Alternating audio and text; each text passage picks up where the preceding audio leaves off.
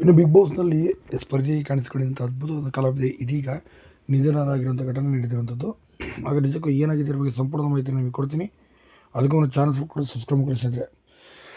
ಏನು big ಬಾಸ್ನಲ್ಲಿ season 5ರಲ್ಲಿ ಕಾಣಿಸಿಕೊಂಡಿದ್ದಂತಹ ಅದ್ಭುತವಾದ ನಟಿ ಇದೀಗ ವಿದೇಶರಾಗಿರುವಂಥ ಅವಕಾಶಗಳ ಕೊರತೆ ಉಂಟಾಗಿ ಮತ್ತು ಮಾನಸಿಕ ಖಿನ್ನತೆಗೆ ಒಳಗಾಗಿ ನಟಿಯಾದಂಥ ಜಯಶ್ರೀ ಅವರು ನಿಧನರಾಗಿದ್ದಾರೆ. ಮಾಡಲಿಂಗ್ ಕ್ಷೇತ್ರದಿಂದ ಬಿಗ್ ಬಾಸ್ಗೆ ಆಯ್ಕೆಯಾಗಿ ಬಂದಂಥ ಈ ಕಲಾವಿದೆ ಇದೀಗ ನಿಧನರಾಗಿರುವಂಥದ್ದು.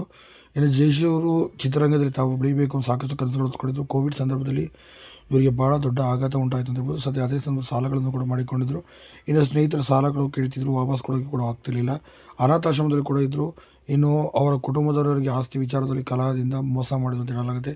ಈ ಎಲ್ಲರಿಂದ ಮನನೊಂದಿದ್ದಂಥ ಜಯಶ್ರೀ ಅವರು ಉಪ್ಪುಳಿಕಾರ ಸಿನಿಮಾದಲ್ಲಿ ಮಹಾರಾಷ್ಟ್ರ ಅವರ ಜೊತೆ ಕೂಡ ನಾಯಕಿಯಾಗಿ ಅಭಿನಯಿಸಿದ ನಟಿ ಇದೀಗ ಆತ್ಮಹತ್ಯೆಗೆ ಶರಣಾಗೋದ್ರ ಮೂಲಕ ಅವರ ಜೀವನವನ್ನು ಅಂತ್ಯ ಮಾಡಿಕೊಂಡಿದ್ದಾರೆ. ಇಂಥ ದುರಂತ ಘಟನೆ ಮಾಡ್ಕೋಬಾರ್ದಿತ್ತು, ಆದರೂ ಸಹ ಮಾಡ್ಕೊಂಡ್ಬಿಟ್ಟಿದ್ದಾರೆ ಅಂತ ಹೇಳ್ಬೋದು.